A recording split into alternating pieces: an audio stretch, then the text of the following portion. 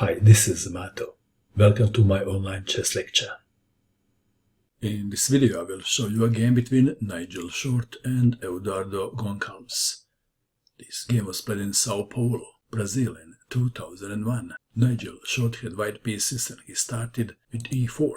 Eduardo Goncalves played d6, d4, knight to f6, knight to c3, g6, the Pirc defense, bishop to c4, bishop to g7, queen to e2.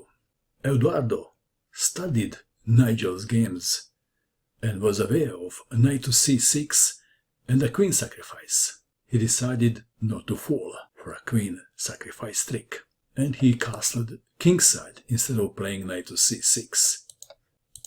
For knight to c6 variation, see the previous games from the series. Then white plays e5, black plays knight takes on d4, pawn takes knight, knight takes queen. Back to our game.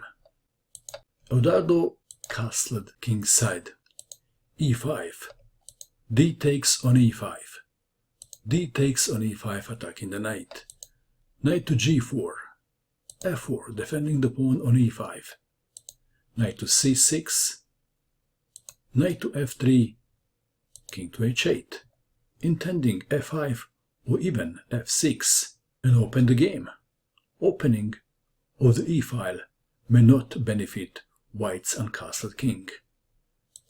h3, knight to h6, g4, f5. If f6, then white would not take. e6 would be played. f5, and now g5. Pawn takes pawn en passant, and this position is not as good for white as the position with the closed e-file.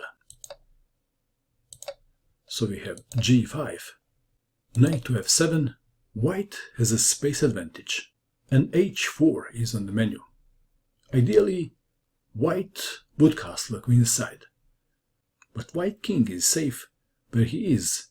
Actually, Nigel is planning king to f2, bishop to e3, e6, h4, h5, preventing h5 by Nigel. Pawn takes pawn en passant. Naturally, Nigel wants to open the h-file because his rook is lined up with his opponent's king. Bishop takes on h6, king to f2 connecting rooks, queen to e7, rook from a to g1, rook to g8, knight to g5, a6, white to move. And there is a move which is asking to be played. Which one? What would you do in this position if you had white pieces? h5 is asking to be played. If Nigel didn't push the pawn would go there by himself. Bishop takes on g5, white to move. H takes on g6, check. Pawn takes bishop on g5 was expected. This seems very natural. H takes on g6, check. But now, bishop to h4, check. Saving the bishop, black is a piece up. King to f1, knight to h6, queen to h5, black to move. King to g7. What happens if queen goes to g7? Then queen takes on h4. King to g7. Rook takes on h4. Rook to h8, defending the knight. Rook from g to h1. Alekhine gun, upside down. Bishop to d7, developing the bishop and connecting rooks. White to move. What would you do?